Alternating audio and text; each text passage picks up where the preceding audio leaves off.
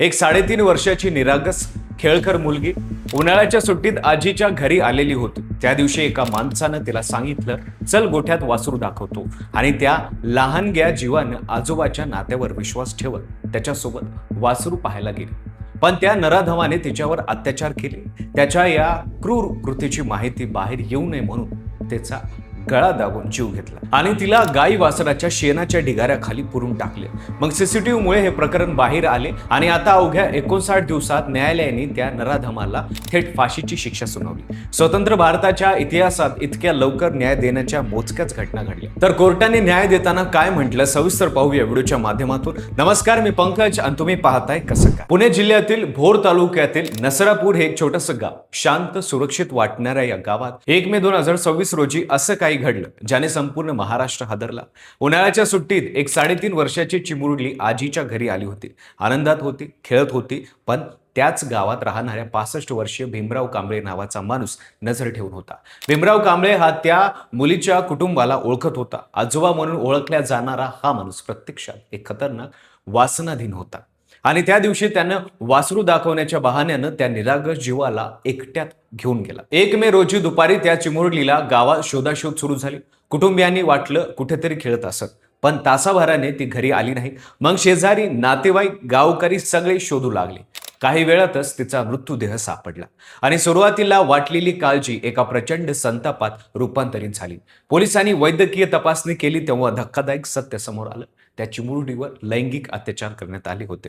इतकंच नाही, मृत्यूनंतरही त्या नराधमाने तिच्यावर अत्याचार केले होते. पुणे ग्रामीण पोलिसांनी तातडीने सीसीटीव्ही फुटेज, डीएनए अहवाल, न्याय वैद्यकीय पुरावे एकत्र केले. भीमराव कांबळे सीसीटीव्ही मध्ये त्या मुलीसोबत दिसत होता. डीएनए अहवालाने गुन्हा सिद्ध केला. 15 दिवसात पोलिसांनी 1200 पानाचे आरोपपत्र दाखल केले. गावात संतापाची लाट उसळली. नरसापूरसह महाराष्ट्रभर आंदोलन झाली. कुटुंबियांनी मुंबई बेंगळूर महामार्ग रोखून धरला. आरोपीला आमच्या हाती द्या अशी मागणी करण्यात आली.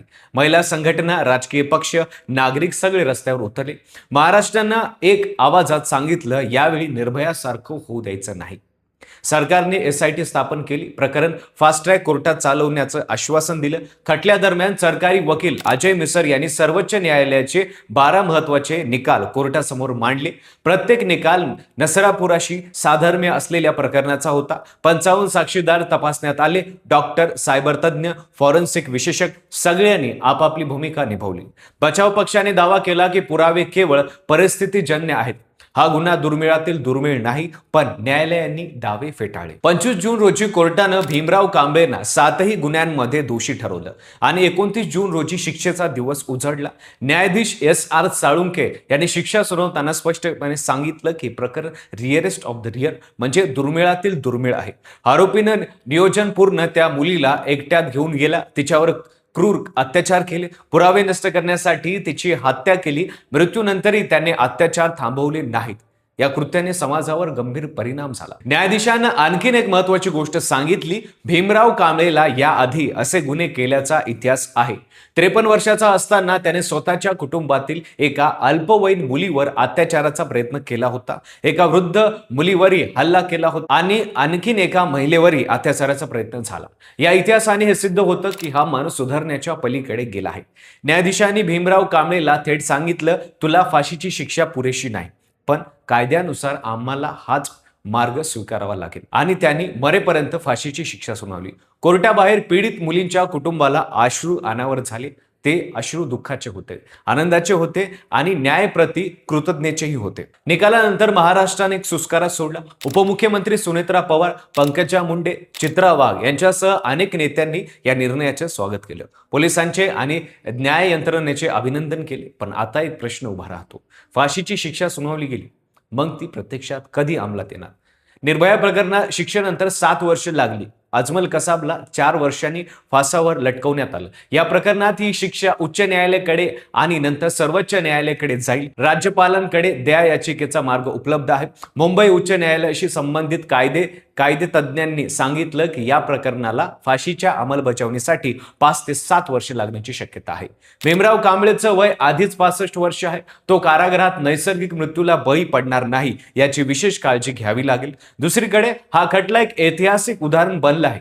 59 दिवसात शिक्षा, 1200 पानाचं आरोपपत्र 15 दिवसात, 55 साक्षीदार, DNA, सीसीटीव्ही, फॉरेन्सिक सगळे पुरावे एकत्र. न्यायाधीशांनी स्वतःच म्हटलं हे सगळ्या प्रकरणामध्ये सुद्धा व्हायला हवं.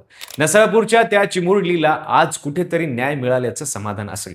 एका निरागस जीवाने जे सहन केलं त्याची भरपाई कधीच होणार नाही. पण न्याय व्यवस्थेनं वेगाने, निर्भयपणे आणि काटेकोरपणे आपलं काम केलं हे महत्वाचं आहे. पोलीस, सरकारी वकील, डॉक्टर, फॉरेन्सिक तज्ज्ञ, न्यायाधीश या सगळ्यांनी एकत्र येऊन एक आदर्श निर्माण केला. हा आदर्श महाराष्ट्रातच नाही तर संपूर्ण देशाला रुजायला हवा. पण एक प्रश्न मात्र मनात घर करतो, आपण किती निर्भया बघायच्या, किती नसरापूर बघायच्या आणि मग जागे व्हायचो. खरा बदल कायद्यात नाही, माणसाच्या मनात यायला हवा. त्या बदलाची जबाबदारी कोणाची? तर ती जबाबदारी तुमची आणि माझी आहे. तुम्हाला या प्रकरणाबद्दल काय वाटतं ते कमेंटमध्ये नक्कीच सांगा. चॅनलवर नवीन असणार तर चॅनलला सबस्क्राईब करायला विसरू नका आणि पाहत राहा फक्त कसं काय.